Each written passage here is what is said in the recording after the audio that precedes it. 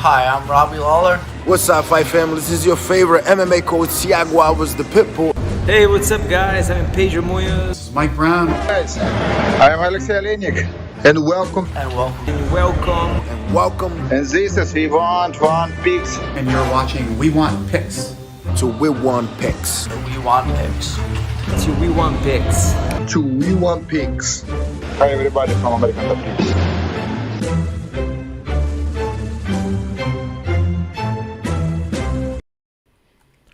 My name's Angelo, and welcome to We Want Picks. Jacob and I are going to break down the entire UFC Columbus fight card. We're going to give you our picks, our bets, and our fantasy plays, and we're going to do all of that for you right now. And if you want $50 free dollars, we are giving away $50 to every single human being that goes to WeWantPicks.com/bets, signs up with one of our betting partners, and makes a deposit.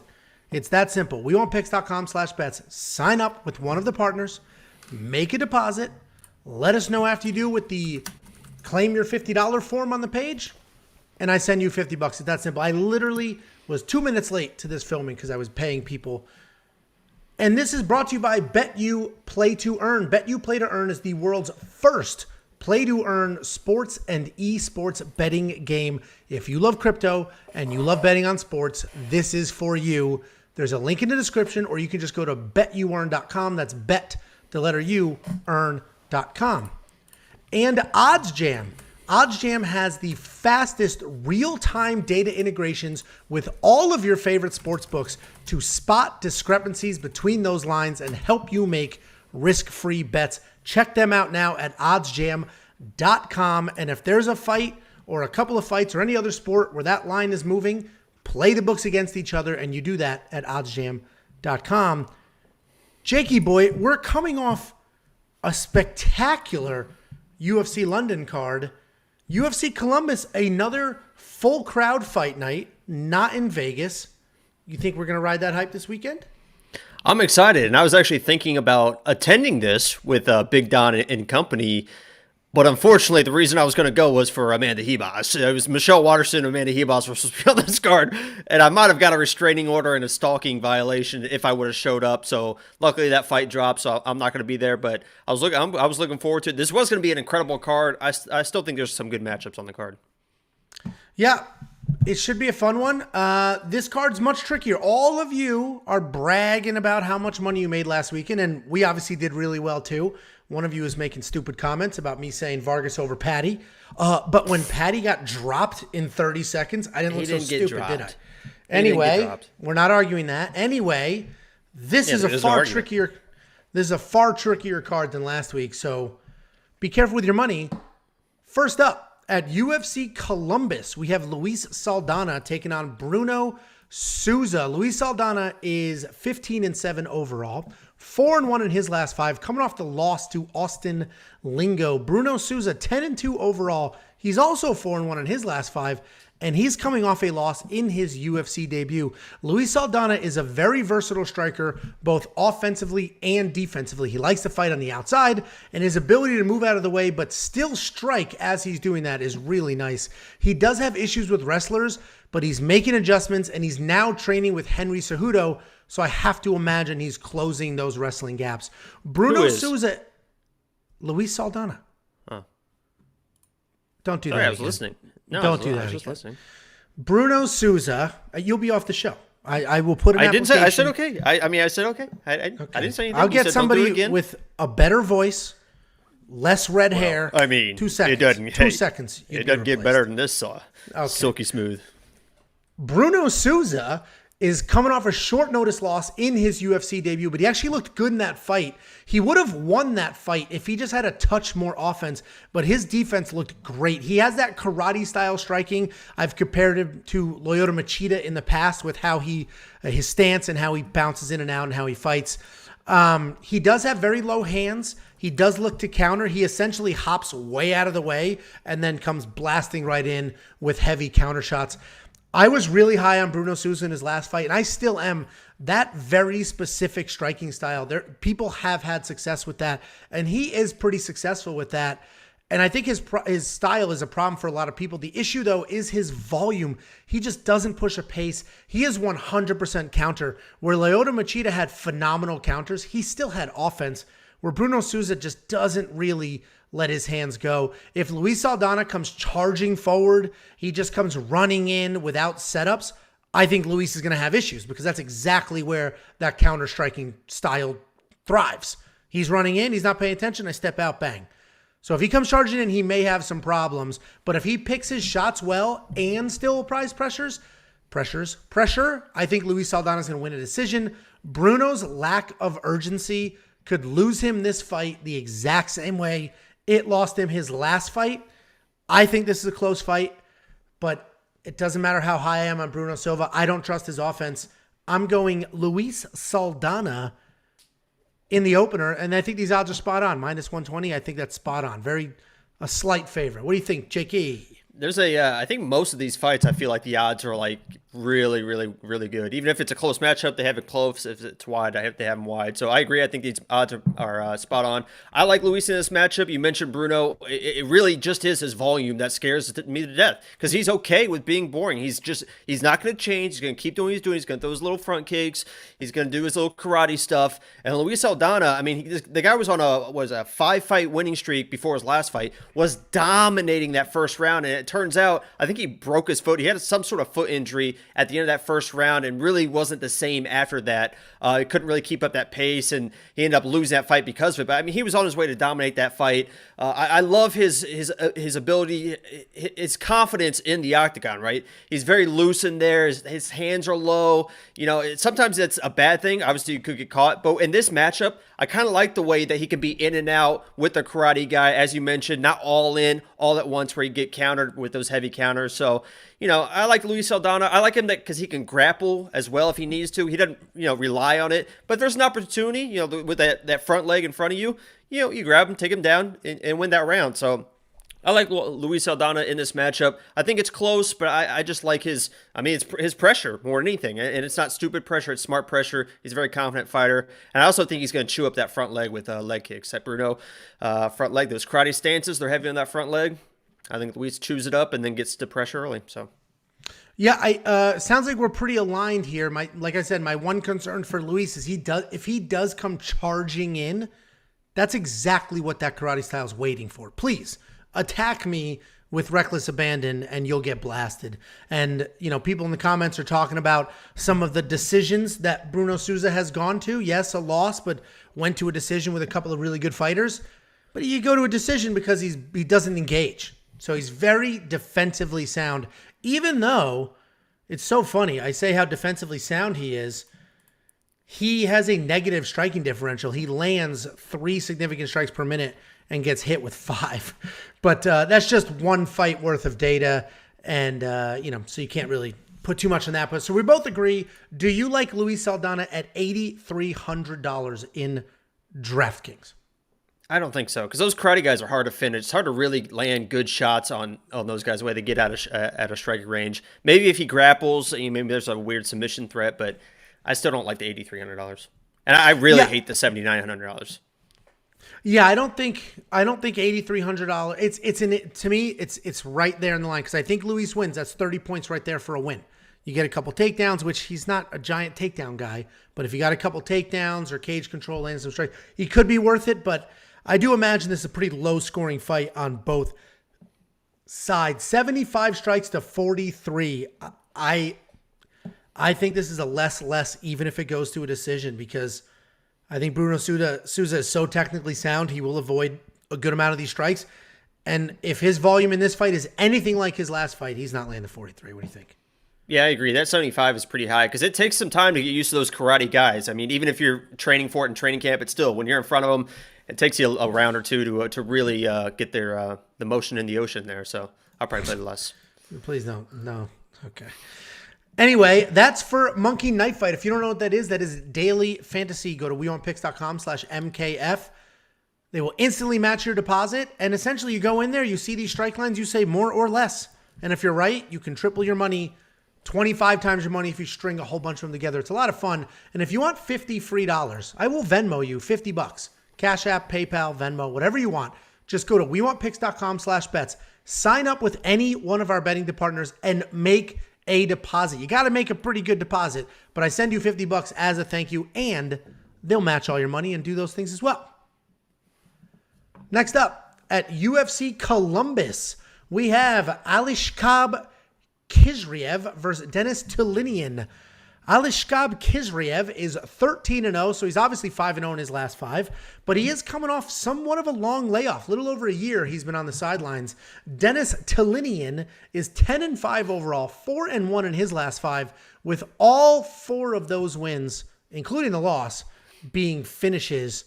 Aliaskhab Khizriev is a hyped middleweight prospect, and he fights exactly the way you expect him to with a name like that. He's a powerful grappler with big, heavy strikes on the feet. He has relentless wrestling and incredible pressure on the ground. He has fantastic submissions as well, and he isn't just looking for a boring wrestling decision. When he gets on top, he's pounding away. He's looking for submissions, and he's constantly trying to make something happen. Denis Tiuliulin is a really fun come-forward fighter who's always hunting for a finish. I want to say he has no problem getting into a slugfest, but it's not that he has no problem doing it. That's what he wants to do. He enjoys a slugfest, and that's the fight he wants to be in. It's almost as if his game plan is to make a fight as ugly as possible and as fast-paced as possible so that he can thrive in that chaos. He has legit power in his hands, but he does have grappling holes. I think at this point, you guys have heard me. I've been very vocal about the Contender Series fade. I think that's such ridiculous nonsense. So at this point, you guys should know my stance on the Contender Series fade. We have picked plenty of Contender Series fighter who have won and dominated in those wins after. We also have some that have lost as well, but that's the point. Fading somebody because their last fight was on a Tuesday night is nonsense. It's a ridiculous narrative, and it shouldn't even be a factor in any of these breakdowns. But this is an interesting one because I know there are still some Contender Series fade believers out there. And Khizriev is coming off the Contender Series, but he's nasty. But that Contender Series fight was over a year ago, so I don't know what the hell you people are going to do. But for me, this is a pretty straightforward pick. And just go watch Denis fight Jean-Patrick, and you'll know everything you need to know. He had success on his feet.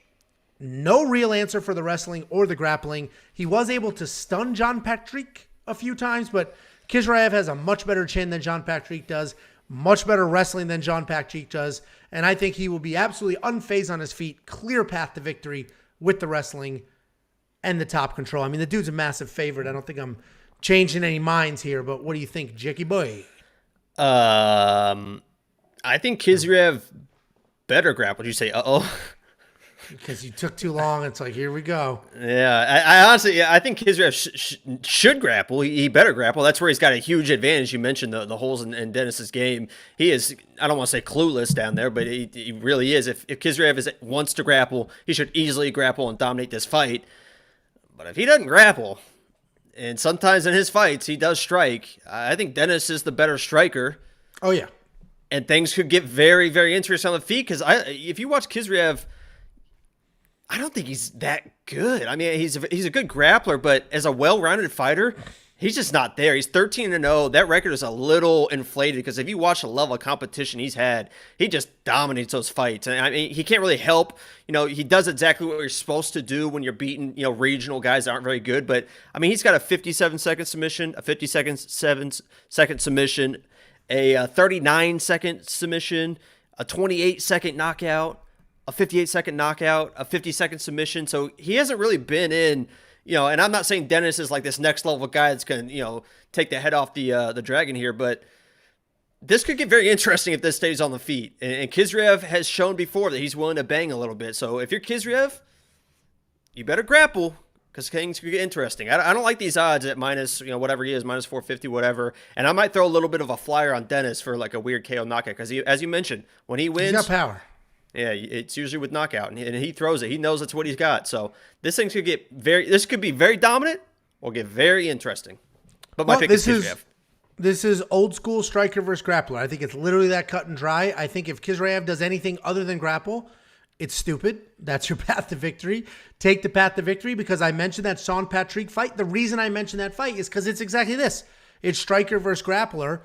But Sean Patrick's not as good of a grappler as Khizriev. I don't think his chin is as solid either. But Denis Tiuliulin stunned him many times, not many, but a handful of times in that fight. So very, very clear path to victory here. Hopefully he takes it. That's why he's a minus 500 favorite. I assume he does.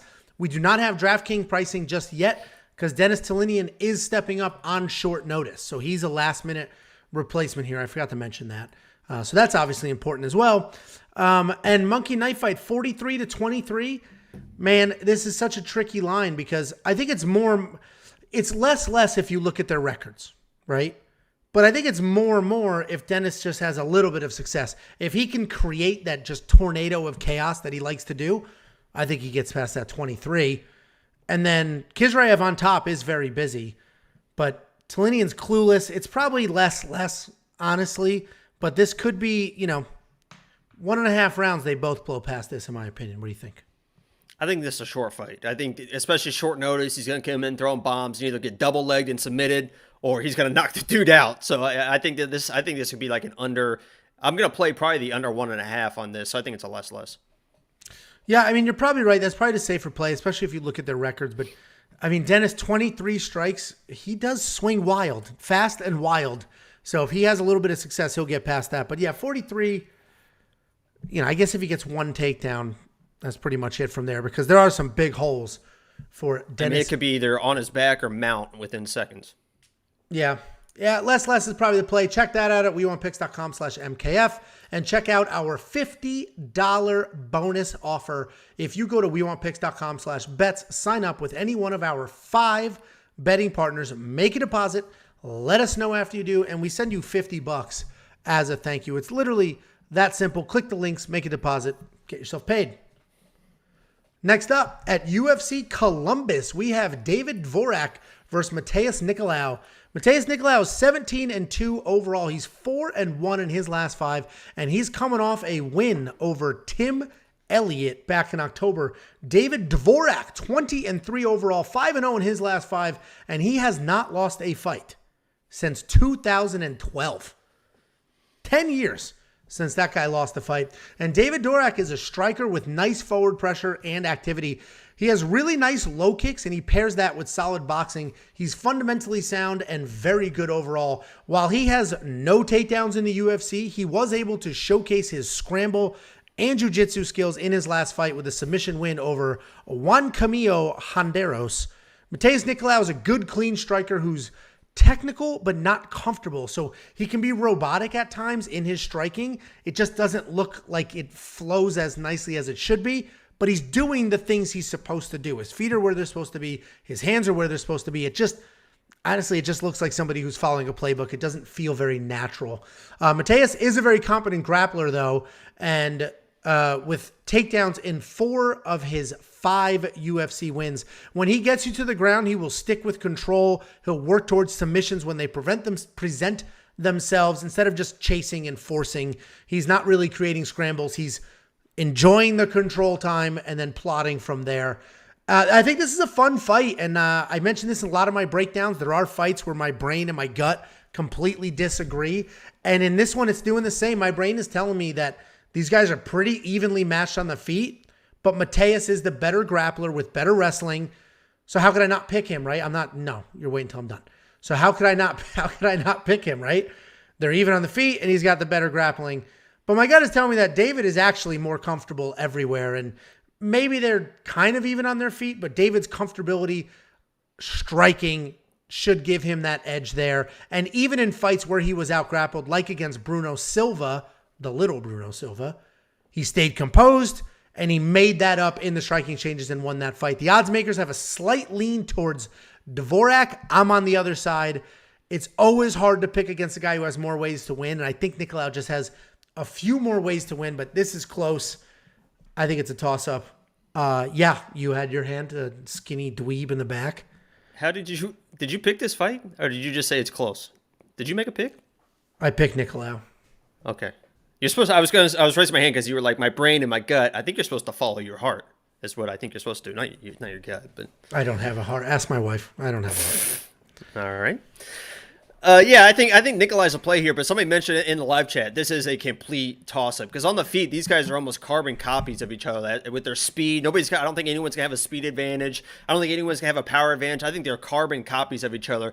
Dvorak is probably a little bit more technical. Nicolai can get a little bit more wild, but I think that's almost an advantage in this fight. He's gonna look like he's the more aggressive fighter in the striking to the judges, and I think this is probably gonna be a judge's decision, just a back and forth fight. And you mentioned the grappling too, Nicolai. If I'm coming in this fight and I'm Nicolai, I don't force the grappling, but I definitely look for those opportunities. Even if you can't get the takedowns, you got to look for those opportunities because that's what's going to separate rounds. It's going to be if you can get a takedown, that could be the difference between winning and losing this fight per round. So I'm going Nicolai in this matchup. If Dvorak maybe comes out and uses some offensive wrestling, we haven't really seen that, but, maybe he comes out. It's going to be tough against Nicolai. Tim Elliott in that last fight was 1 for 10 on takedowns against Nicolai, and he was fighting. I mean, we know Tim Elliott, and we saw him against him. He was fighting for those takedowns, and he still couldn't get Nicolai really to the ground. So if I'm Nicolai, if you don't play the striking game, that's fine, but I think the path to victory is look for those opportunities, takedowns, win your rounds, win the fight, get out of there, and move on, because this is almost like a title eliminator at this. They're both, I think, ranked guys up in the top 10, around the top 10, so my pick is going to be Nicolai, but this is very, very close. Yeah, it's super close. I'm on the other side of the odds makers. I like the slight underdog in Nicolau. This is a perfect fight. A few of you I see in the live chat are somewhat confident in your pick. This is where OddsJam is perfect because if you love Nicolau here, or even if you love Dvorak, go to oddsjam.com, sit on those odds. They literally pull in, like they have API feeds into the books. They pull those odds in constantly. They're constantly updating. They're not all in sync. There's always one that's just sleeping, forgot to change it, didn't change it. Maybe that book's not getting the same money as others. So you can exploit those if they're falling behind. You see all the odds in one place. Jump on one right there, blah, blah, blah. What do you need? On Twitter, I put a poll up every week to ask who they think my lock of the week's going to be, and Nicolai was the top voted, so you guys are idiots. It really was the top voted, but no, that's not it. Or you're the idiot because he should be and he isn't. Either way. We'll see. I love $7,800 in DraftKings, to be honest with you, because I think it's a busy fight. I do think he works in takedowns. He's averaging almost 2 per fight. That's 10 points right there, plus a 30 for a decision win. So I like him to win. Under $8,000, I like Nicolau quite a bit in DraftKings. What do you think? I think people are saying skip like we're doing the live card parlay right now. But yeah, DraftKings, I like Nicolai a lot at that $7,800 because I agree. It's going to be a lot of points and the win. I love it. Cool. And then Monkey Knife Fight, 68 strikes to 73. This may be a more. I mean, these guys might go at it. 73 is a little high if Nicolau works in some of those takedowns, though. So this could be a more or less, but they're very evenly matched. It's expected to go to a decision. I expect it to go to a decision. So I have to imagine it's going to be more and more with Monkey Knife Fight. Yeah, these are flyweights, and they both are very dynamic strikers. I think it's definitely a more play. Yep, check that out at WeWantPicks.com/MKF. It's daily fantasy, super easy. There's an app on your phone, and you can play these lines. They do move throughout the week as money comes in. WeWantPicks.com/MKF. And if you want a $50 giveaway bonus, WeWantPicks.com/bets. We got 5 partners. Jump into any one of them. My favorites are BetUS or my Bet Online. Jump in, make a deposit. Let us know after you do. We send you $50 as a thank you for supporting us and our partners. Next up at UFC Columbus, we have Chris Gutierrez taking on Danaa Batgerel. Danaa Batgerel is 12-2 overall, 4-1 in his last 5 with 3 knockout wins in a row. Chris Gutierrez 17-3 overall, 4-0-1 in his last 5, and he's coming off a split decision win over Felipe Colares. Danaa Batgerel, he's a very good striker. He comes forward with volume, speed, and power. His speed is definitely his biggest asset. If you look at his striking differential, he lands about 3-1, and he couples that speed with power, which makes him a legit threat on the feet. His takedown defense is just okay, but he does scramble really well to create openings and get back up. Chris Gutierrez is a very good kickboxer with great low kicks and very good cage control. He has really good volume and solid cardio to keep a pace. There are absolutely no secrets as to what his game plan is. He plots forward with leg kicks and straight punches right behind him. He has good takedown defense, which does allow him to stay standing and be pretty loose on his feet. I talked about Bagherai's striking differential, but Chris is also very impressive. He's a 2-1 striking differential. And this is a really fun striker versus striker matchup. Both are fast, but Danaa definitely has the speed advantage. But the best way to slow down your opponent in a striking match is to work the legs, and Chris works the legs really well. So right now, the odds sit with Danaa as the favorite, and I totally understand that. Danaa has incredible power, and the way Chris comes charging forward, it definitely sets him up to be knocked out. If he kicks that leg and then just comes running in, and Danaa's got that big power, that's not an ideal game plan because he can get caught for sure. But he does have an incredible chin. He's got solid cardio. We've seen Chris have long, grueling fights. Danaa is a first-round fighter. I mean, he's only made it to the second round one time in 5 years, and that was a loss. I like Chris to stay durable, weather the early storm, and steal this fight in the second and third round. Betting-wise, this is probably a live bet fight. Just get through the first round.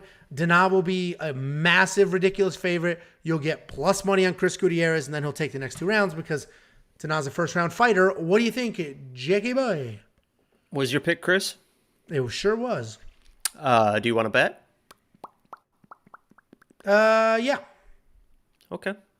Our normal 100? Well, 100, what are the odds? Plus 130. All right, 100 if I win, 50 if you win. Go ahead. Perfect. I accept those because I think this is the typical fight that you see, and I mentioned it last week with the Dan Hooker Arnold Allen. Some people are those next level guys, and some people are just very, very good. Dan Hooker is a very, very good fighter, but he just really isn't that next level guy. And when I look at these guys, Chris Gutierrez is a very, very good fighter, but you kind of have to have something to be that next level guy, right? And Chris Gutierrez is very, very good. But Danaa is very, very good, and he's got that power, man. He has real power, and he has it in both hands. He can knock you out with a straight right with a little check left hook, and he throws an overhand right that he brings from his ankle. That's like the most terrifying thing I've ever seen in my life. It's kind of like the Cody Garbrandt like KO when he just brought it all the way back. It's like that, but he throws it with such speed, people still don't even see it coming. It's the wildest thing I've ever seen. I think Danaa is just that next level guy. And you mentioned he's kind of a first round or bust guy, but one of his decision wins is in 2013 versus Kai France, who's a very, very good striker in his own right. So he went toe-to-toe with Kai France. Obviously, it was a long time ago, but it was a decision win, so he's a little bit tested in that regard. I prefer to see him just go ahead and finish it in the first round. I think there's an opportunity. Chris is going to give him an opportunity. I think the power is going to be there. He's going to have that speed. He's just going to beat Chris to the punch. Chris is very, very good. I think he's just going to beat him to the punch, have a little bit more power, get one of those padded knockouts. So this is one of those ones where I think the odds should be a little bit wider. I think Batgerel should be a 2-1 probably. And he's probably going to be in my DraftKings. I already put him in a ton of parlays as well. Jeez. I mean, and he knocked out Guido too, who was Mr. Lock of the Week. So if you're knocking out my Lock of the Week, I mean, Jesus Christ, the guy's got real power. Man, I get it. It wasn't an easy pick for me to make. I'm really just relying on Chris Gutierrez's chin and durability in the first round, and then once it gets out of the first, I think he's good to go. So, yeah, we both agree Danaa's super dangerous. I just don't think he's dangerous enough, which I guess we'll find out what happens when I have $100 Venmo me. On Saturday, DraftKings 77.85. Pick your side. I think they're both priced really well, right? I mean, 8,500 is a great price for a guy that you think is going to get a first round stoppage. 7,700 is for a great price for a guy that I think takes a decision win or potentially a very late stoppage because Danaa will be exhausted. I mean, $8,500 for a guy that has his last 5 wins are all first round stoppages is I don't know how you don't put him in your DraftKings lineup. I actually agree. I think he loses, but I completely agree with that because if Danaa Bagherel wins by first round stoppage, I'm not going to be shocked. I mean, that's what that guy does. My pick is Chris to weather that storm, but he may not weather it. And that's what I actually think, honestly, betting wise, I wouldn't have made Danaa a parlay piece. I would just take whatever money I was prepared to do that with and live bet. If he starts dropping Chris, then you're not going to get the best odds, but hammer it because you're good. If he's starting to slow down, he gets out of the first, and he's a massive favorite, then I'm going on Chris big time. So anyway, DraftKings, we both agree. Fight breakdown, we pretty much agree different picks. Total strikes is an interesting one because I think it goes longer than shorter. I don't think we have an early stoppage here. So I'm thinking it's more, but 68 is actually kind of high for Danaa. So I'm thinking it's a more or less situation. What do you think? Just arguing. Somebody's trying to like trash Guido in the chat saying he has a losing record. Just on disrespect. What was your question? Okay. Was it more or less? Yeah. You think less? I think less it's. I think it's a. Yeah, I think it's a less. Well, guys, pick your side. That's our breakdown. We don't tell you what to do. We just tell you what we think. Pick your side and go ahead and play those strike lines at Monkey Knife Fight. Go to weonpicks.com/MKF. Daily fantasy. It's super easy. It's a ton of fun. Nothing sketchy about it. weonpicks.com/MKF. They will instantly match your deposit. And if you want $50 to deposit, go to weonpicks.com/bets. Sign up with any one of our 5 online betting partners. Make a deposit with them through our link, and we send you $50 as a thank you for supporting us and our partners. And that takes us to the most interesting fight on this card, at least in my opinion. Not the most interesting, but I love me some wrestlers. And next up at UFC Columbus, we have Sara McMann taking on Karol Rosa. Sara McMann is 12-6 overall. She's only 2-3 in her last 5, and she is coming off a submission loss to Juliana Pena over a year ago. Karol Rosa is 15-3 overall. She's 5-0 in her last 5, and she's coming off a solid win where she retired Batgerel. Sara McMann, if you don't know yet, she is an Olympic silver medalist wrestler. She also has great power, great takedowns, and a very straightforward game plan. She does have technical striking, but obviously she's not very comfortable striking when she's in those exchanges. If you look at her career, she has some really solid wins and win streaks, and 4 of her 6 losses in the UFC are to current or former champions. The other 2 losses are to Marion Renault and Ketlin Vieira. So all quality losses to quality opponents. She either dominates in a win or gets submitted in a loss. Her only non-submission loss was to Ronda Rousey in Ronda Rousey's prime. So that is what it is. And Ronda Rousey, also an Olympic grappler. Karol Rosa is on a tear lately. She hasn't lost since 2018. She hasn't fought the same level of competition as Sara McMann, but that isn't her fault. And she has beaten everybody the UFC put in front of her, and she's literally done her entire job. She's an okay striker, but she does have incredible volume, and she's willing to trade, but she doesn't make it ugly, meaning she'll get into a firefight, but it doesn't feel like a firefight.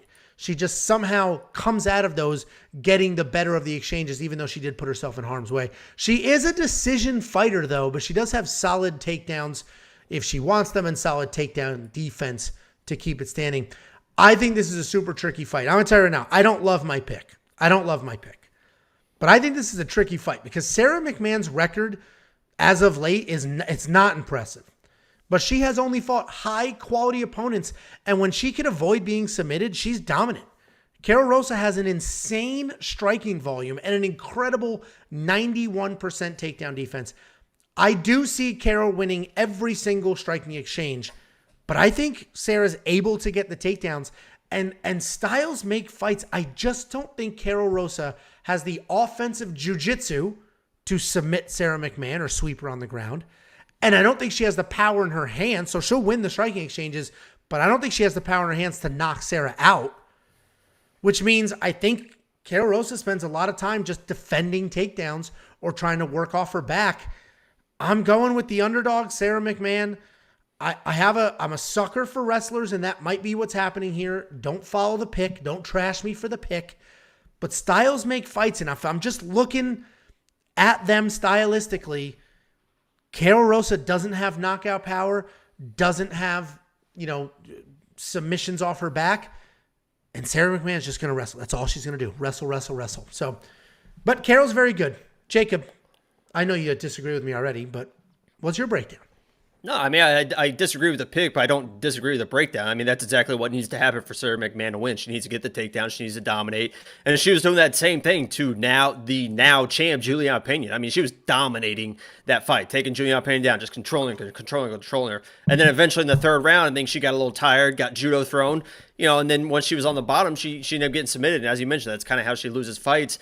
And that gas tank is kind of what worries me. I think that the Rosa is very, very good. You mentioned that her on her feet, she's a very technical striker. She's got kind of like that Muay Thai, and that actually what kind of worries me in this, because she loves that Muay Thai clinch, and if she starts clinching with McMann, that's where she has those opportunities to get those takedowns. So if you're Rosa, I wouldn't even use that at all. Use keep the distance as much as you can. Just outstrike her with the volume. I think last fight she threw 219 strikes in totality, which is just unreal. I think she has an opportunity to stop McMann in this fight. If she stuffs the early takedowns, McMahon's going to keep trying. She's going to exhaust herself. And it's not going to be one of those, one-shot power KOs, but it's going to be one of those McMann just diving at legs with boom, boom, boom, boom, boom, because she's such a good striker. She has the cardio. She knows how to throw that many strikes and can do it very, very well. So I think it's going to be one of those exhaustion TKOs. I'm looking at an inside the distance bet for Rosa. That's no disrespect for McMann because she does have a path to victory. I just think Rosa's going to have the ability to stuff him early. McMahon's going to tire herself out, and then that volume's going to be there. So I like Rosa in this matchup. She's a very, very good striker. The Muay Thai worries me a little bit, but I'm going with Rosa. Yeah, and two things are happening in the live chat right now. Some of you keep saying Sara McMann's 41 years old. She is 41 years old, but age affects your fight style. A 41-year-old grappler is very different than a 41-year-old striker because Sara doesn't need to be fast. She doesn't even need a great chin because she's going to be diving at legs. So I'm not concerned about Sara McMann's age here. If she was a 41-year-old striker, I would be concerned. The other thing that's happening is people saying Angelo doesn't usually miss women's fights.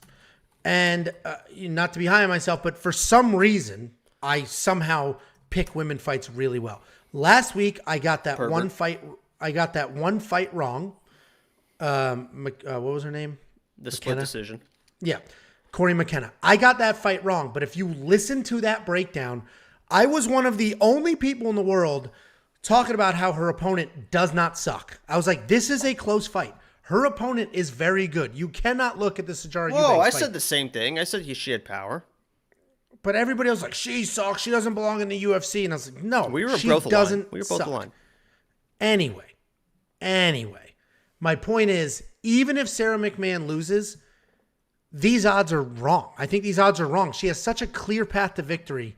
Plus 185 just seems very wrong to me. If Karol Rosa had Tyler Santos power, 100% these odds are correct, but she doesn't. So, and they've come down a little bit. She's minus 210 now, so they're moving a little bit. Yeah, because I think people realize she doesn't have knockout power. She does have a ton of volume. If we look at the stats, 7.88 significant strikes landed per minute is a very high number. The average is like 3. You read that in your mind. You're like, oh shit.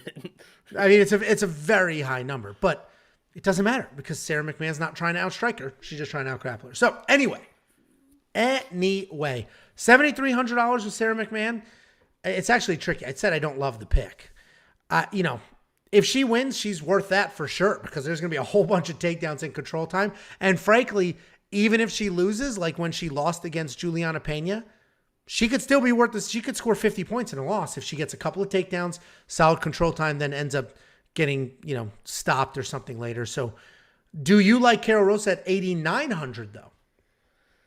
That is tough because, if she ends up on her back, who knows? But I think she's going to be able to stuff the takedowns. And I wouldn't be, if I'm Karol Rosa, I think I threaten my own takedowns to kind of throw McMann off and make her think about that as well because she does have some good takedowns on her own. So, it's going to be a close decision. I don't love that. If she was like 86, which is probably where she should be, that'd be a little bit better value. But 89 is a little high. Yeah, and you mentioned she does have, and Karol Rosa, absolutely, I mentioned she's got good offensive takedowns and solid takedown defense. But what happens in these matchups, obviously Karol Rosa knows she's fighting an Olympic wrestler. So what's happening in her head and her camp is, I need to work on my takedown defense. What's not happening is, let me go out there and wrestle. I'm going to take her down. That was the George St. Pierre approach, and that's why he was so successful against much better wrestlers than him. Not many people go out there and wrestle a wrestler. I can almost bet my life Karol Rosa is not going to initiate takedowns. She's not preparing that way. She's just Olympic wrestler. I better work on my takedown defense, and I guarantee that's her whole camp. Anyway, we're somewhat aligned with the insight. We are on opposite sides of the pick. Monkey Knife Fight's interesting because 118 strikes is very high. What do you think of that? Probably less. I think it's more or less. Because I do think Sara McMann gets some takedowns and she'll be on top. She's not a submission. She's usually just looking for control and ground and pound. I think it's more less for sure because I do think Karol has spent some time on her back. So I don't think she's getting to 118, even though she does have... Right now, her numbers are very high because she's not getting taken down. She's not really getting controlled. So I do think even if she wins, there'll be some takedowns. So I like more or less with Monkey Knife Fight. Check that out at wewantpicks.com/MKF. And go get ahead and get your $50 free at wewantpicks.com/bets. Sign up with any one of our 5 betting partners. Make a deposit. Let us know after you do. And we send you $50 as a thank you. Next up, at UFC Columbus, we have Marc Diakiese versus Viacheslav Borshchev. Viacheslav Borshchev is 6-1 overall, very short career, 4-1 in his last 5, coming off the body shot TKO over Dakota Bush. Marc Diakiese, 14-5 overall, 2-3 in his last 5, but 2 of those losses are to Rafael Khizriev and Nasrat Haqparast. Marc Diakiese is a very good kickboxer, and he's coming off a submission loss in his return to the UFC after a very long layoff. He has a ton of power, and he sets everything up with leg kicks and body shots. He's a guy who likes to invest early for a payoff in later rounds, meaning he'll go to the body, he'll go to the legs, and he knows full well, I'm not going to knock you out with a body shot right now, but hopefully I'll slow you down and then in the later rounds reap those benefits. He's a durable guy, but he does have holes on the ground. Viacheslav Borshchev is a fantastic striker with a legitimate professional kickboxing career before he transitioned to MMA. He has a great jab, solid power, and fantastic kicks. He is actually a fighter and a coach. He is the Team Alpha Male striking coach, and I mentioned this before. As of late, Team Alpha Male has put together some really solid strikers where historically they were known as a little guy gym with very good wrestlers. And now they're putting out like Song Yadongs and people like that with solid striking and things like that. And Borshchev is that striking coach, but he's getting really good wrestling looks as well. Borshchev is coming off an awesome stoppage win over Dakota Bush, and I think the UFC sees him as a potential star. I think they set this fight up to showcase his striking, and the odds makers are somewhat onto it. Borshchev is about a 2-1 favorite, and I totally understand that. This is striker versus striker. While Marc does have more raw power, I think at least that he has more raw power, Borshchev is the far more technical striker. I think he can control the fight. I think he puts on a show. I like Borshchev to win. He just needs to avoid the kicks and avoid the power. And minus 165 is honestly probably not a terrible price tag for this guy. What do you think? 100% agree. If my lock of the week could be a favorite, it probably would be Borshchev, honestly, because I think this matchup is tailor-made for him. Marc is a guy that he's a one-punch power guy, but he doesn't really have power. I think his last knockout was like in 2017 or something. He's a decision fighter, but he fights like he is one of those knockout guys. And in the grappling, I don't think Borshchev's going to have anything. Marc will shoot takedowns if he gets in trouble, but he's not a grappler. And Rafael Khizriev actually took him down and kind of controlled him. And Khizriev is the opposite of a grappler or a wrestler. So, Marc in this matchup, I think this was tailor-made for Borshchev. He should absolutely dominate this on the feet. He tends to do some wild stuff, so there's an opportunity he could get caught. I think there was one fight he actually did like a rolling thunder. Actually landed the rolling thunder, but he was out of thunder. Yeah, it was literally rolling thunder. It's so funny because Felder gets excited. Felder was on the call when Bryce Mitchell did the twister. He's like, "Oh my God, there's a twister! He got it!" On this, he did the rolling thunder. He's like, "A rolling thunder!" He's like just amazed by it. It's so funny. But he did the rolling thunder. But sometimes that could put you out of position. And Marc does have power. I don't think he's got the power that everyone thinks he does, but these guys do have power. So if there's out of position, who knows what'll happen? But I think this is tailor-made for Borshchev to dominate this, a kickboxing match, and he definitely should. Yeah, I completely agree. I haven't placed a bet yet, but honestly, minus 165 is not crazy considering how... If these odds said minus 400, I don't think my breakdown would say, and I think these odds are wide. So I don't know why I wouldn't bet that. So just plan on me doing a moneyline bet on Viacheslav Borshchev. What do you think of DraftKings? Honestly, I think he's worth $8,700 for sure. Yeah. Yeah. So I think he's worth the $8,700. So do you. I see some people in the live chat talking about Blood Diamond and his UFC debut and his. I think Borshchev's a little different than some of these other kickboxers coming over because A, he's at a really good camp and he's getting those looks in every day, and B, what he's doing to people standing is very impressive. What do you think of the Monkey Knife Fight strike line? I honestly think it's probably a less. I think both these guys, I don't think this goes to a decision. Yeah, and people mentioned Blood Diamond was an idiot in his last fight. Jesus Christ. I mean, that guy ran into the clinch of Jeremiah Wells, got taken down. Anyway, I think it's less. I think this is a quick Borshchev first round finish. Yeah, I don't know if it's necessarily that early because he's another guy that sort of invests in the body for a payoff later, but I do think Borshchev wins. I think he wins by stoppage. You seem to agree. Guys, you want to place a bet on that? Go to WeWantPicks.com/bets. Sign up with any one of our 5 betting partners. Make a deposit. Let us know after you do, and we send you $50. It's literally that simple. And next up at UFC Columbus, we have Neil Magny taking on Max Griffin. Neil Magny, 25-8 overall, 4-1 in his last 5. He's coming off a dominant win over Jeff Neal. Max Griffin is 18-8 overall. He's 3-2 in his last 5, riding a nice 3-fight win streak.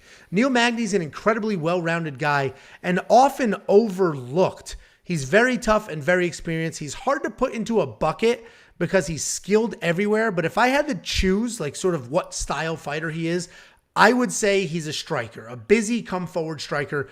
But he also has very solid grappling games, and he averages almost 3 takedowns per fight. But I think at the root of who he is as a fighter, he is a striker. We've been talking about Max Griffin a lot these past few months, but that's literally because he took off Ramiz Brahimaj's ear in that fight. And we've broken down Ramiz a few times since we've broken down Max. He's very strong, and he carries that power into his striking. People think he's a striker because of his incredible knockouts, but he's a very solid grappler who also took down Alex Morono 4 times and Elim Imadev 6 times. This should be a really fun fight, and I think it's a big test for both of them. Neil Magny is the more well-rounded fighter, but Max Griffin is definitely the more dangerous fighter. The odds makers have this as Neil more than a 2-1 favorite, which I understand because he's the better all-around fighter, but I think these odds are wide. Max has a 70% takedown defense coupled with his power in his hands. Max can be a real problem. I do like Neil to win this fight, but in my opinion, he should be like a -120 favorite. I think -230 is a bit too wide and a bit too rich for my blood. What do you think, Jakey boy? Weirdly, 100% agree, because I watched both these guys. Obviously, we're familiar with both these guys before, but, watch fresh tape, refresh yourselves. And I thought, oh my God, Neil Magny is going to be the lock of the week, because I thought for sure that Max Griffin, honestly, was going to be the favorite in this fight. I thought it was going to be close. I thought it was going to be a kind of a pick-em, but I could see Neil Magny in this fight as like a -110 or like a +100, +110, something like that. I think he's a more well-rounded guy, as you mentioned, but I was actually surprised because Neil Magny has a tendency sometimes to not really get going in fights. And if you're fighting a guy like Max Griffin and he jumps on you early, you can find yourself in some trouble early. And I think that's what we're going to see here. We're going to see Max Griffin all over Neil Magny early, kind of with like that Jeff Neal fight with Neil Magny, kind of all over him. Neil Magny will kind of invite you to the fence. He loves that clinch game. That's where he thrives. He'll actually shoot for takedowns out of the clinch. He loves being against the fence. And against like Max Griffin, you can find yourself in some real issues just trying to head bob and work against a cage like that. So, I could see this going to in the first round, Max winning that almost definitively. But as the fight goes on, Neil finds his range. He picks up the pace. That's when he starts to use his wrestling late second into the third round. I think this is a close fight. I agree. I think this is more of a kind of a pick 'em fight. My guy's Neil Magny. I love Neil Magny. I'm going with Neil Magny because I think he is a little bit better everywhere. But this could be an interesting decision fight where Neil Magny is kind of winning the second half of that second round, wins the third, but definitely won the first. And we'll see what kind of judges they give us in Columbus because it's a new city. We don't know who's going to judge these fights. So we'll see what kind of judges they have. And I think Neil Magny's going to be able to pull it out. Yeah, it sounds like we're pretty aligned here. I don't like him for $8,800 though. This is too close of a fight for me to spend almost $9,000 on the guy. What do you think? Yeah, if he brings the pressure early, I think he's going to be worth it because he's going to be all over Max Griffin. In that Max Griffin-Carlos Condit fight, you could tell when Carlos Condit started picking the pace, Max really didn't like Carlos staying in his face, and Neil Magny will stay in your face. So if you're Neil Magny, he comes out aggressive, it definitely could be worth $8,800, but he starts so slow sometimes. I'll probably stay away from it. Sure. And then monkey knife fight, I think it's more and more. We think it's a dog fight. I think they go at it. I do think it's more and more. I think it's a pretty busy fight. And I think a lot of it takes place on the feet. Neil Magny will probably get a takedown or two, but that accounts for his extra 20 strikes here. What do you think? Yeah, I think it's a more and more. Well, check that out at weonpicks.com/MKF. And also, you want 50 free bucks? Go to weonpicks.com/bets. Sign up with any one of our 5 betting partners. Make a deposit. Let us know after you do, and I will send you 50 bucks as a thank you. And real quick, before we move on, Hank Hill. Thank God. With the $5 donation, Hank, thank you very much. It is genuinely appreciated. And let me touch on your comment here. So Hank said he put $520 into BetU. BetU's the title sponsor for this video, or one of them, a week or two ago. And now it's worth $815 because the BetU token shot up and he hasn't even placed a bet. Just a reminder of what BetU Play to Earn is. Go to, well, actually, there's a link in our description. Go there, click on it, but it's betuearn.com. BetU is a cryptocurrency. It's a coin. It's a token. It's real money. Think of Bitcoin, but it's worth like cents instead of thousands of dollars. You take that and you bet on fights or any sport you want. If you win, you've earned more cryptocurrency. If you lose, it doesn't matter. That's basically how you mine coins. But because it is a currency, it has real life value, and that value goes up and down. And Hank here almost doubled his money just by sitting on it because the price of the BetU token is going up, similar to how Bitcoin and things like that go up. So Hank, thank you very much for the donation. Anybody else who wants to check out BetU Earn, check it out at the link in the description or betuearn.com. Some of you are asking which wallets have it. Go to betuearn.com. They have all the details you could ever need right there. Thank you, Hank. Next up, at UFC Columbus, we have Jennifer Maia taking on Manon Farrow. Jennifer Maia is 19-8 overall. She's 2-3 in her last 5, alternating wins and losses. Manon Farrow is 8-1 overall, 5-0 in her last 5, coming off a nice win over Maia Brena Silva, where she showcased her cardio, which we hadn't really seen before. Jennifer Maia is a well-rounded fighter with good BJJ, just okay wrestling, and underrated boxing. She is a decision fighter, but she does have a few tricks up her sleeve, like that submission over Joanne Calderwood. Her normal path to victory is to outbox her opponents who are too afraid to take her down because of her jiu-jitsu, but with a negative striking differential and Manon's power, that's going to be a pretty tricky path to victory. Manon Farrow is a nasty striker with killer instinct and very real finishing power.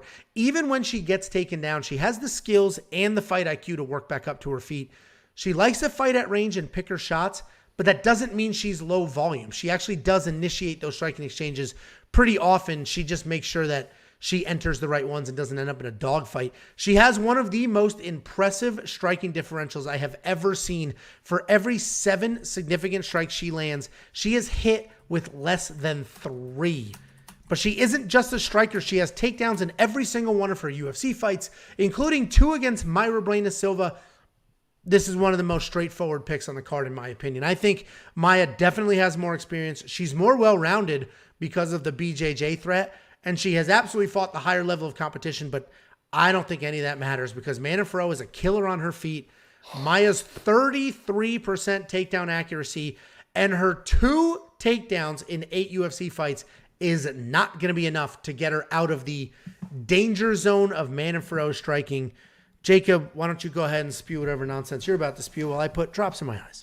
No, I was going to say, you started talking about Jennifer Maia, and you were talking about his easiest pick. I thought you were about to pick Jennifer Maia, and I was like, oh my God, thank God, because you were like, she's got the more experience. She does. That's a factor. It's all right. It's all a factor. It's all context. Like, if you don't watch any of them fight and you only look at their data or their stat sheets, Jennifer Maia dominates. But you got to watch the fights and go from there. Right, and this is going to should be the carbon copy of the Caitlin Chuchagian fight with Jennifer Maia. And that was the best Caitlin has ever looked. Caitlin's usually just kind of a point karate person, just yells to get. I can't stand Caitlin, but in that fight, I got a lot of respect for Caitlin in that fight because she came forward and Jennifer Maia could not get inside to land shots. Jennifer Maia is another one of those like power punchers that hasn't had a knockout since like 2015. she'll wheel throw volume, but she's got to get in the pocket. She's got to get in the pocket to have success. And against these karate-style people like Caitlin, like Man Furrow is I think a national champion in the Muay Thai and in karate. She's been doing karate her whole life, and she'd use it very well. She just front kick. And I mentioned Rosa's volume, 219 strikes in her last fight. Manon in her last fight threw 291 strikes. So she's a karate person that comes forward, is aggressive. She's also a purple belt in jiu-jitsu, and she has sneaky power, man. She doesn't really flatline people, but she'll get you respect pretty early. If she can keep the distance in this fight, she's going to have no issues with Jennifer. I think this could look exactly the same as the Caitlin fight, just Jennifer just getting pieced up from range. I agree. Manon should be an absolute lock for this fight. Yeah, I would say she's probably a parlay piece. Minus 140 is not great, or 450. But take her, take Khizriev. You could slam those two together, grab one more super confident pick like Curtis Blaydes. Now you got 3 giant favorite, and you might get, minus 150 odds. I'm honestly probably going to do that 3-fight parlay. I'm very confident in all 3 of them. $9,400 is a ton of money to spend.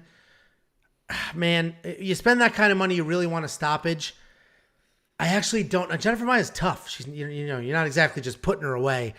So as confident as I am in Manon to win, I don't know if she'll win by stoppage. So I don't know how I feel about the $9,400. What do you think?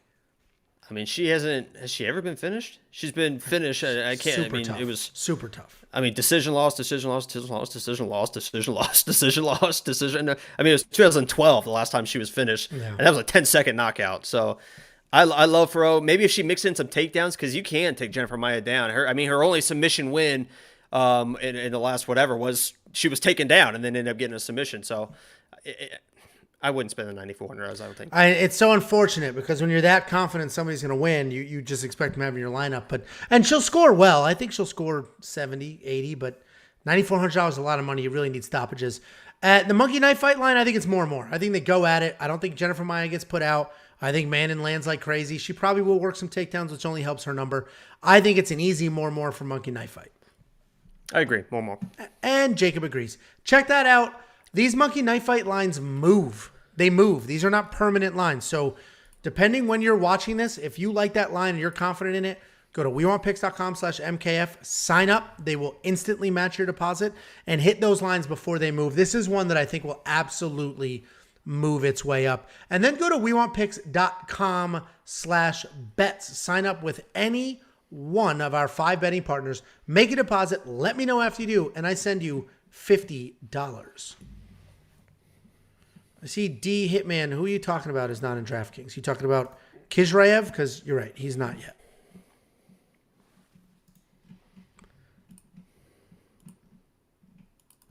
Next up, at UFC Columbus, we have the main card opener. We have Ilir Latifi taking on Alexei Oleinik. Ilir Latifi, 15-8 overall, 2-3 in his last 5, and he's coming off a split decision win about 9 months ago. Alexei Oleinik, 59-16. 2-3 in Isn't that his so last crazy? 5. Every time I see that record, I'm like, there's no way that's accurate. There's no way that's accurate. That is Christ. because okay, wow, he has 16 losses, but just extrapolate that anybody else's record out, and they're not like 59-16 is a fantastic win ratio. Anyway, especially because he's lost like 5 of his last 7 or something. Well, he's 2-3 in his last 5, and he's riding a 3-fight losing streak. Alexei Oleinik, he's most famous for being in the video that opens up our videos. Want picks. We want peaks. But he's also known to be a ridiculously experienced grappler who has a very high finish rate. His chin is not where you would want it to be at his age. His cardio is not great. His wrestling could use some work. But man, he could submit anyone from anywhere. It's just very ugly to get it to the ground. I made this comparison before and I'll make it again. He's just an old Paul Craig. That's all this guy is. Super dangerous. Can't really control where the fight goes. But if it gets to the ground, you're in trouble. And Ilir Latifi is a wrestler who was a 205-pounder, but this is his 3rd fight at heavyweight. He throws big punches to set up takedowns. And from there, he tries to stay busy, but he can slow down later in the fight. His first fight at heavyweight was against Derek Lewis. And while he did get a few takedowns, he couldn't hold Derek down. But it was impressive because He lost a decision. He wasn't knocked out, which you would assume he was. But in a 15-minute fight, he landed, wait for it. Jacob, how many strikes do you think Ilir Latifi landed in a 15-minute fight with Derek Lewis? 13. 5 in a 15-minute fight. And that was Five. and those were the ones where And he had 3 threatened takedowns. Yeah, he threatened submissions, and Derek Lewis was like, nope, I'm going to stand up now, please excuse me. And literally just like shoved him off of him with no technique.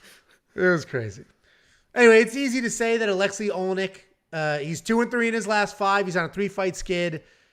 But let's look at those 3 losses. He lost to Spivak, who looked phenomenal in his last fight. Chris Daukaus, who's main eventing this, and Derek Lewis, who, is just flatlining people left and right. Obviously, he's coming off a loss there, but it's Derek Lewis.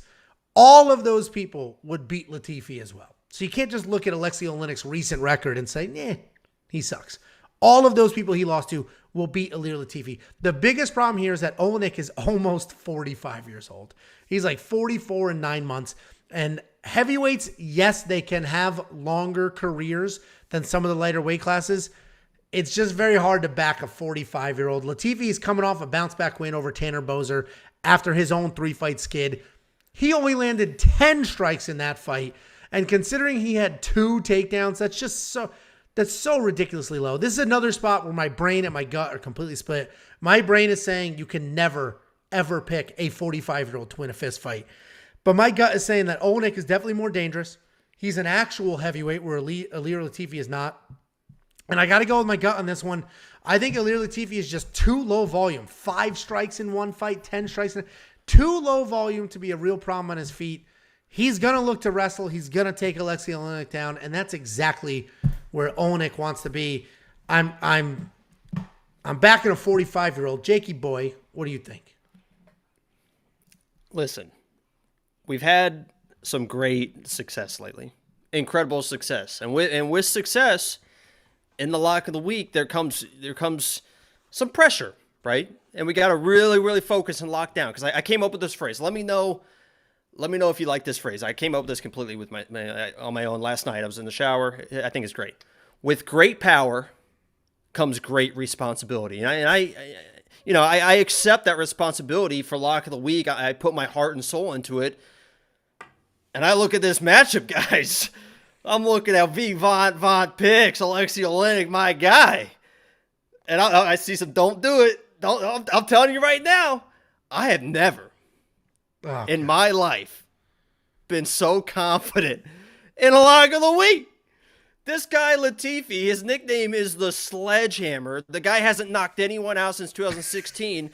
And the only way you're going to beat Alexei Olenek is probably going to knock him out. What does Latifi do? He is a 2-time Swedish national champion wrestler. He's going to take Olenek down, and he's going to get submitted. I know he's never been submitted before. He's going to get submitted. That's what happens. You mentioned Olenek in his last fight versus Spivak. Let's go through that fight. How did the first round end? Olenek was in full mount threatening a submission against Spivak. Second round, how did the second round end? Olenek was in full mount against Spivak threatening a submission. Third round, how did it end? Olenek was throwing bombs, throwing hands, almost knocked the dude out. And that's Sergey Spivak, a 27-year-old huge human. He was able to out-scramble Spivak and was threatening submissions at the end of the rounds. If he had another minute in each round, he probably gets a submission win. This fight is going to be on the ground. Olenek might end up on his back, could just choke him from his back. He's going to choke him however he wants to. He's probably going to win a scramble, get a head and arm. I can't believe Olenek is the underdog. I honestly cannot believe he's the underdog in this fight. It's going to go to the ground, and if you go to the ground, Alexei Olenek, 59 wins, 46 submissions. 46 submissions. You're going to get submitted. This is lock of the week. I've never been so confident.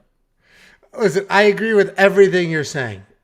The problem is he's 45 years old. That is the concern. That's very old to be in a fist fight. But if Ilir Latifi had any more volume, I'd be worried about it. But we're talking 5 strikes, 10 fights, and 3-round fights. He doesn't knock out power. I'm not as confident as you. But yeah, if I'm Latifi, I come out throwing bombs. Because if you just land a little bomb on Olenek, he's probably going to go down. And he still might get submitted. But at least you knocked him down instead of taking him down. I'm not as confident as you, but I completely agree with everything else. DraftKings, I think you got to do it at $7,600. You're basically just chasing a stoppage. That's all you're going to get out of him, because I don't think he wins a decision. I mean, look at the Sergey Spivak fight. He lost that decision. So I don't think he wins a decision, and he could get knocked out because he's 45 years old. But he could also win by submission. So, I mean, $7,600, if you think there's, if you're on the Olynyk side, $7,600 is not a terrible DraftKings price to pay. Obviously, you're going to I think that first takedown attempt, I think he wins. I mean, he just wins scrambles. He doesn't try to. I mean, not very good wrestler, but Jesus Christ, those jits sweeps. Obviously, he's very good on the ground. Monkey Knife Fight, 43-51. It's definitely less for Ilir Latifi. No freaking shot, that dude. It's probably less, honestly. I think there's a lot of grappling. Ilir Latifi lands 10 punches in 3-round fights. It's probably less for Monkey Knife Fight. Those lines move. Go to WeWantPicks.com/MKF. Make a deposit. They'll instantly match it. Hop into Monkey Knife Fight right now. If you like this line, hit the less before it moves, because it will move in the morning as some plays come in. If you guys want $50 free, go to WeWantPicks.com/bets. Sign up with any one of our 5 betting partners. Make a deposit. Let us know after you do, and we send you $50 as a thank you for supporting us and our partners. Next up, at UFC Columbus, we have Matt Brown taking on Bryan Barberena. Matt Brown, 23-18 overall, 3-2 in his last 5. He's coming off a great win over Diego Lima. Bryan Barberena, 16-8 overall, 2-3 in his last 5. Coming off of a fun win over Darian Weeks just a few months ago. Matt Brown is the toughest guy on the planet. He's not incredible at any one thing fighting-wise, but he's well-rounded for a guy with 28 fights in the UFC. He has a ridiculous striking differential and averages more than 1 takedown per fight. And I mentioned the 28 fights because in order to have a impressive striking differential and average more than 1 takedown per fight, over 28 fights with different outcomes and a very long career with different levels of competition, that's a really hard thing to do. That just shows you how consistent this guy is. He tends to just come forward. He looks to engage in the striking. He'll work in takedowns when he can, but he's definitely too old to be fighting that way. He's definitely too old to just be coming forward, putting his chin in harm's way, because his chin is moving in the wrong direction. And if he continues to just march forward like that, he is looking for trouble. Bryan Barberena is a fun brawler who likes to come forward as well. He has a good gas tank and he's a busy striker. He's not very technical, but he is technical enough and he has enough gas and enough pressure to make up for any of those holes. He has decent wrestling and grappling, but he almost never uses it. A few years ago, he had a great chin, but he's also starting to fade and he has been in a few too many wars. What makes him so fun, though, is his entire game plan is to get hit, come forward, and then hit his opponents. I love fights like this because this is just for the fans. There's absolutely no title shot on the line. There's no ranking at play. This fight means nothing to anything other than entertainment value. So I love that the UFC put it together. It should be a ton of fun. I know how tough Matt Brown is. I got to go with Bryan Barberena here. He's incredibly durable. His volume is impressive. He landed 108 strikes in his last fight, and he was taken down 4 times in that fight. In his fight against Vicente Luque, he landed 169 fights, and that didn't even go to the judges. I think forward pressure, constant volume will be the difference here. Matt is stupid tough. This likely goes to a decision. What the hell were you laughing at? That was like the most disrespectful shit I've ever heard in my life. Bryan's best attribute is getting hit, or whatever you say, however you word it. I said what makes him so fun is his entire game plan is getting hit in the face. That's what it was. His entire game plan is to get hit in the face. Well, if that's your game plan. Here's that game plan statistically. He is hit in the face 5.44 times per minute with significant strikes to land 4.77. No, you hit me, I'll hit you, and that's why he's so fun. Flip-flopped. You have the flip-flop. But anyway, he still gets hit a lot. Yes. The point of the matter is he still gets hit a lot. And honestly, when I look at this matchup, I see Matt Brown as a well-rounded mixed martial artist who can be technical, but also can get wild, can get tough, can get nasty. And I look at Bryan as a guy that, as you mentioned, just kind of gets wild, gets is tough and gets nasty. I don't think he's like a complete MMA fight. And I think that's the difference in this fight. If it turns into a brawl, obviously I think Bryan has the chance. He's the favorite in this fight, right? Because a lot of people, again, Matt Brown was like, oh, Matt Brown's going to be the lock of the week. I'm picking Matt Brown. Yeah, I'm picking Matt Brown in this fight because I think he is a better mixed martial artist. I think he's going to use offensive wrestling in this matchup. I think that's his kind of path to victory. Is just kind of get the takedowns, kind of wear on Brian. If you want to brawl, I guess you can brawl. But I see Matt Brown turning up the pressure in the late rounds, second, third round, and Brian kind of exhausting himself in that brawling mentality, and Matt Brown able to take over because he's been there. He's been in those brawls. He's been in those situations.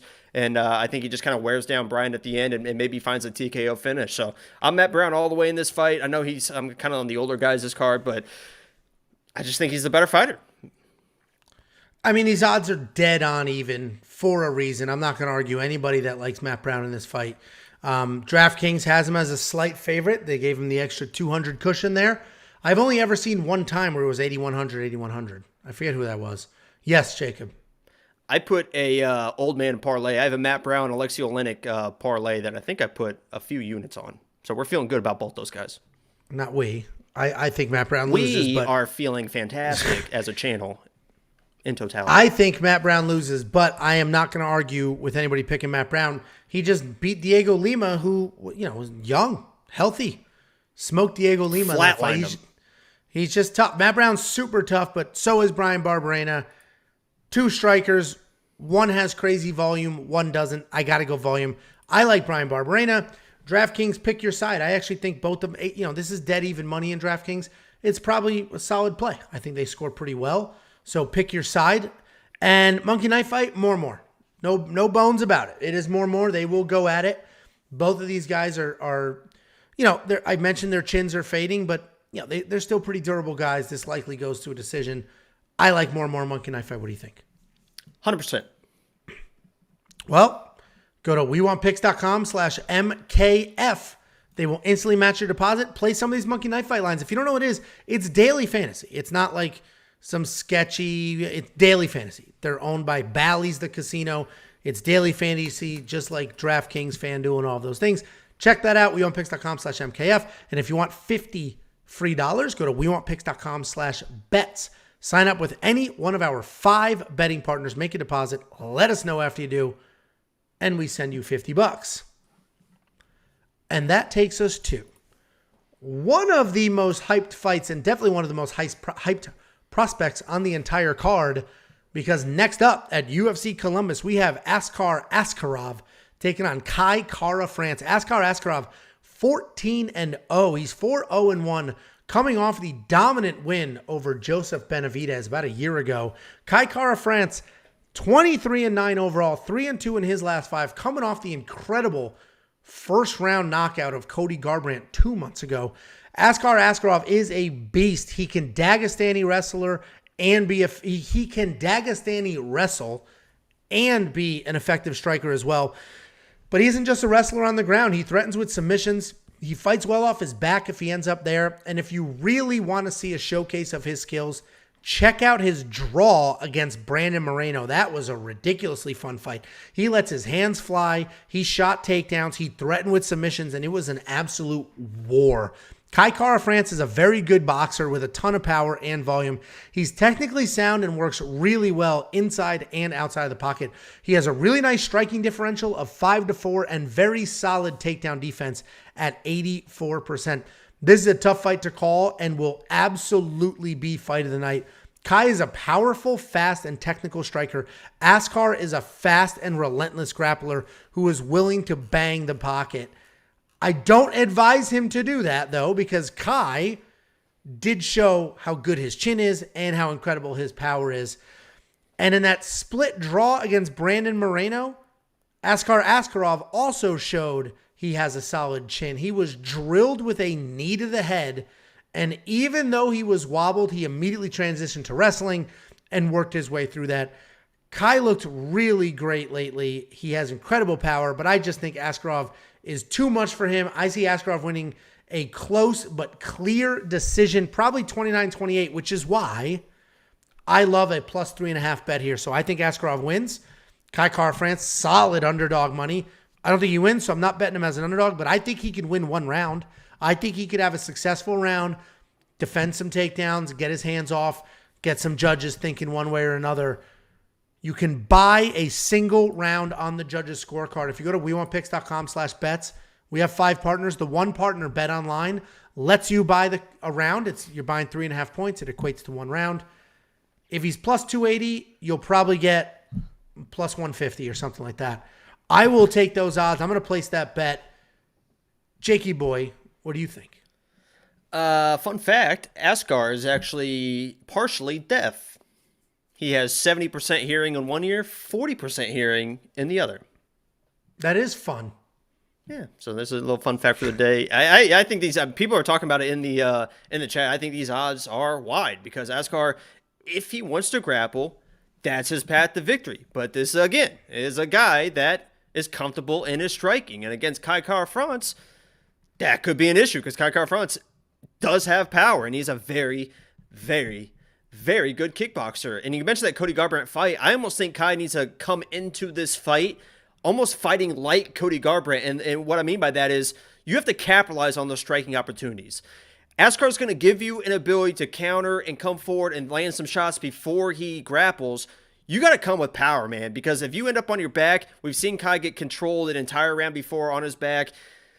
If those shots come and you get taken down, you miss those opportunities, you're going to lose this fight. In the striking, I think you come with the power every time that you are able to have that opportunity in the striking. You got to, I almost kind of went a little bit weird there. You got to come hard and you got to do it. So, Kai Kara-France is very live in this fight because Askar will give him an opportunity in the striking. Can he get it done before the takedowns? I don't know. I think the odds are wide. My pick's going to be Askar in this, but I'm going to be rooting for Kai Kara-France. I think he definitely can win the striking match, and if he's going to be able to, finish this, we'll see. But I think the odds are wide, but my pick is going to be Askar because he has that easy. I mean, it's not an easy path, but I mean, this path is there. Just grapple. A clear path. Yeah, a clear path to victory. I agree. I mean, I don't think any fight is easy, but yeah, there's a very clear path. But my bet is going to be on Kai Kara-France. I'm going to buy the round. I think he wins a round and super easy. What's weird is you knew what you were going to say was filthy and gross, but you still said it. I know. Well, it was a little bit more than that. I was really going to lay into it. And then I stopped myself, but then I had to say it. So, I could not say it. Okay. $9,100 for Askarov. You think he wins by finish? He could submit. I mean, Kai's lost 9 times. I get he's looked good recently, and this sport is what have you done for me lately? But he has lost recently. Like it's not like he's on this. He's 3-2 in his last 5. He has 2 losses in his last 5 fights. It's not like he's looked good. And I'm not trying to dog the guy, but some of you in the comments are talking like Kai's on a 23 fight win streak. Like, no, he's not. He's lost I would recently. Say, and he's friends with Dan Hooker. I would say he's kind of like the Dan Hooker of this division. He's always going to be there. He's always going to be that guy. He's always live, but he's just not quite on that level. But we'll see. Yeah, I agree. I'll buy a round because he's tough and he's live. So I'll buy a round. $9,100 for Askarov. If you think he wins by finish, he's absolutely worth it. There's very few fighters on here that I'm super confident to win. He is one of them. That Brandon Moreno fight was a dog fight. And some people are talking about, oh, Brandon Moreno out-wrestled him, whatever. But if anything, it just showed how tough he is. How great, you know what I mean? How he can have a dog fight like that and continue to come forward. So I'll probably spend the $9,100. What about you? Probably, because this could be, the odds are wide for a reason, right? This could be an easy double leg into a submission. So I'll probably spend the money. Sure. And then Monkey Knife Fight, 70. Yeah, sure. 76 fight strikes for Askarov, 58 for Kai Kara-France. I don't love that line. This is going to be one of the few that I don't touch at all. If they're throwing that many strikes, Kai's probably going to knock him out before that. And if Askar is taking him down, it's going to be less than that. So I'm playing less either side. All right, less for Jakey boy. You want to check out Monkey Knife Fight? WeWantPicks.com/MKF. You want $50 free dollars? WeWantPicks.com/bets. Sign up with any one of our betting partners. Make a deposit. Let us know after you do. We send you $50 as a thank you for supporting us and our partners. Next up, at UFC Columbus, we have the co-main event of the evening. We have Joanne Wood versus Alexa Grasso. Joanne Wood, 15-7 overall. Only 2-3 in her last 5, and she's coming off 2 losses in a row. Alexa Grasso, 13-3 overall. 3-2 in her last 5, coming off a win over Macy Barber about a year ago.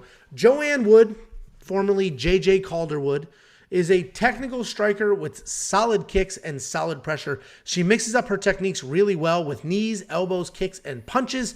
And when she decides to grapple, she has decent takedowns and decent takedown defense.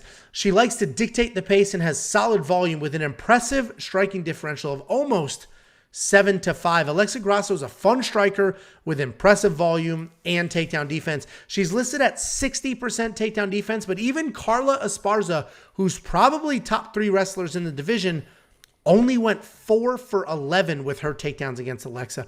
Alexa stays busy and moves really well. She has absolutely no problem slugging out in the pocket. And while she does have power, it's not fight-ending power.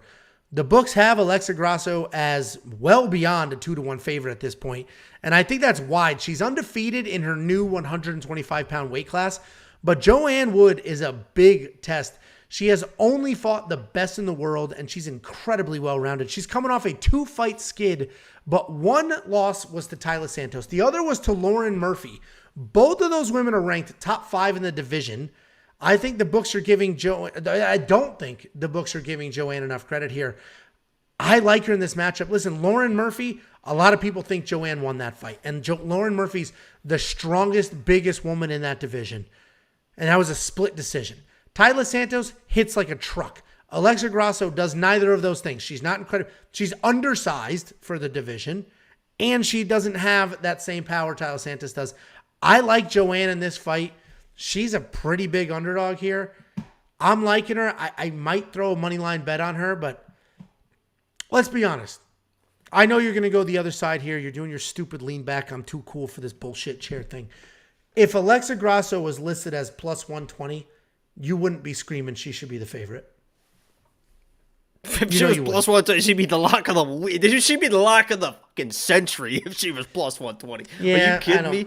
I think if her odds, I think if it was literally minus 120 for Joanne and plus 120 for Alexa Grasso, I think a lot of people would be like, yeah, that looks about right. It's the experience. So don't give me this crap. Go ahead. So your official pick is Wood. Oh, yeah.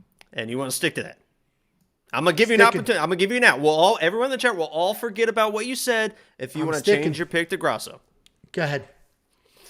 Yeah, Alexa Grasso, listen, is the much better fighter in this matchup. You got a 15-7 versus a 13-3, and I think that's both exactly what each other are. I think Alexa Grasso is that next level 13-3 fighter, and Joanne Wood is a very good fighter, but, again, not great anywhere. She's not going to have a speed advantage. I don't think she's going to have a wrestling advantage, and that's probably where she needs to try and win the fight is the wrestling, but I don't think she's going to have the wrestling advantage. Her takedowns absolutely has the wrestling advantage.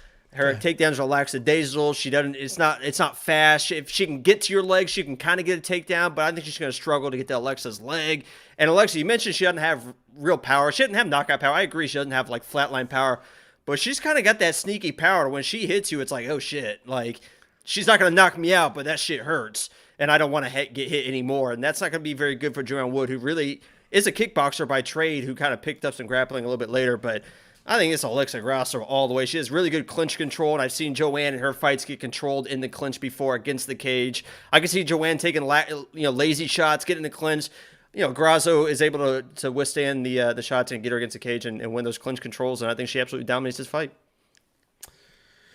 We're on opposite sides. I think Joanne Wood, big sister, is Alexa Grasso in this, and she absolutely has the better wrestling. She's averaging almost 2 takedowns per fight, 50-something% accuracy. Alexa Grasso, not even 1 takedown per fight, 40% accuracy.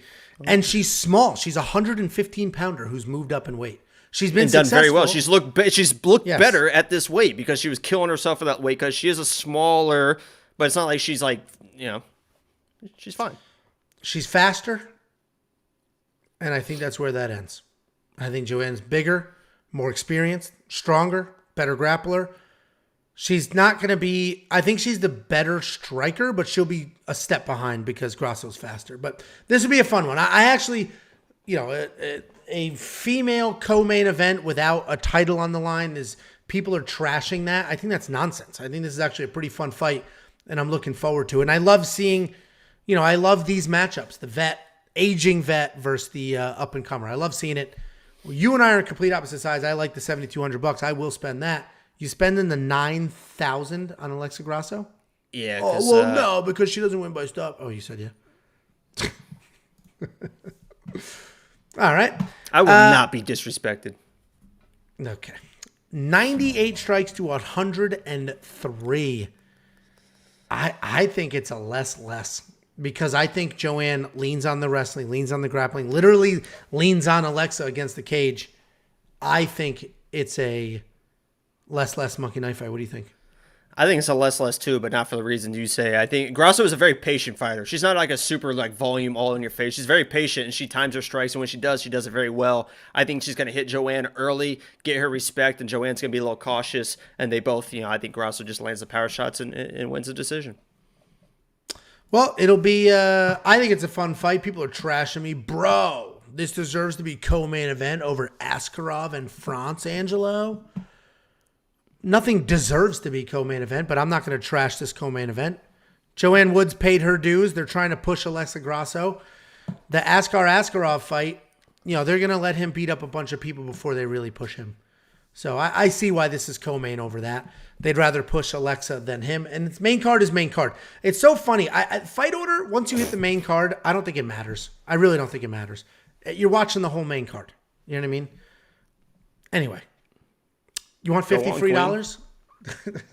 Preach. You want $50 free dollars? Go to WeWantPicks.com/bets. Sign up with any one of our 5 betting partners. Make a deposit. Let me know after you do. And we send you $50. Cash App, PayPal, Venmo, however you want it. Next up at UFC Columbus, we have the main event of the evening. We have Curtis Blaydes taking on Chris Daukaus. Curtis Blaydes is 15-3 overall. He's 4-1 in his last 5, bouncing back with a dominant win over Jairzinho Rozenstruik about 5 months ago. Chris Daukaus 12-4 overall, 4-1 in his last 5, making his comeback after being KO'd by Derek Lewis. Curtis Blaydes is a fantastic wrestler who averages more than 6 takedowns per 15 minutes. He's a heavyweight who wrestles like a welterweight.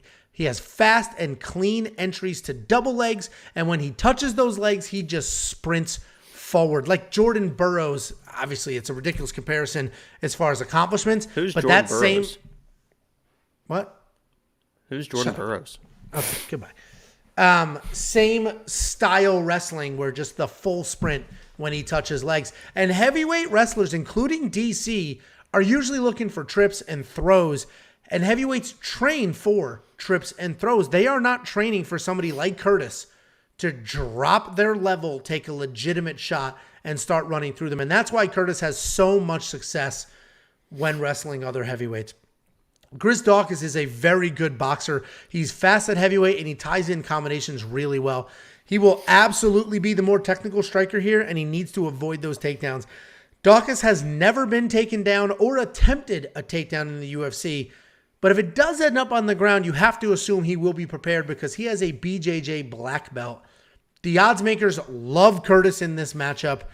Most of the books have him as a 4-1 favorite, a little higher, a little lower there. I actually agree. He was a 3-1 favorite just a few days ago, and I'm still fine with a 4-1 favorite now. Curtis is such a dominant wrestler. He took down Rozenstruik 3 times, Volkov 14 times, Shamil 5 times, Justin Willis 7 times. He has only one single goal, and he will do whatever it takes to get those takedowns. Daukaus has great hands, solid power, a BJJ black belt, but I don't think it matters. I don't think he can settle into a rhythm and let his hands go because he's going to be worried about the takedowns. I don't think his BJJ is going to be good enough on the ground to, what is he going to do, throw up a triangle choke at heavyweight against Curtis Blaydes? I don't see that happening either. I think Curtis Blaydes dominates this fight. Wrestle, and I do not see Chris Daukaus landing that one-punch knockout. So Curtis Blaydes has 3 losses, 2 of them one-punch knockouts to Francis Ngannou, and the third one-punch knockout to Derek Lewis. I don't see Chris Daukaus doing that. Jakey boy, go ahead. Yeah, everyone's talking.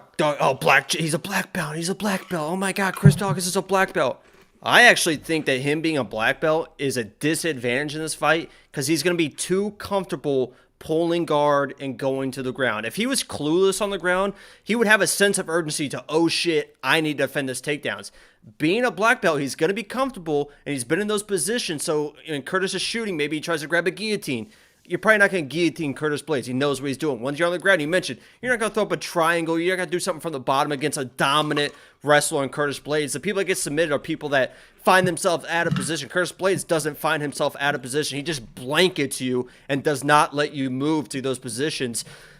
I think the black belt is a downfall for Chris Daukaus. Yeah, it might give him opportunities to stay alive and not get finished, but he's going to be comfortable going to the ground, and where he really needs to just focus on defending takedown. Defend the takedowns. Once you're back on the feet, really use your hands. He's going to have, obviously, the crazy advantage on the feet. His speed is fantastic for a heavyweight in the boxing, but I think the black belt is going to be a downfall. People are going to play prop bets, and maybe you get some weird submission or whatever, but I think this is pretty clear-cut. He's going to get taken down and out-wrestled for 5 rounds. Yeah, I completely agree. Obviously, we haven't seen Chris Daukaus on the ground yet, so who knows? But I completely agree. Someone said in the live chat, we're giving wrestlers too much credit. It's not we, man. He has 15 dominant wins. 15. And he's fought some of the best on the planet. His only 2 losses to, he has 3 losses, but he's only lost to 2 people. The current champion and Derek the guy Lewis, with the most knockouts of all time. in the history of the UFC. Yeah, I mean... honestly, I'm surprised these odds aren't wider. They are wide. I bet come fight night he's minus 600. And certainly it's a heavyweight fist fight. Obviously, Curtis Blaydes can be knocked out again.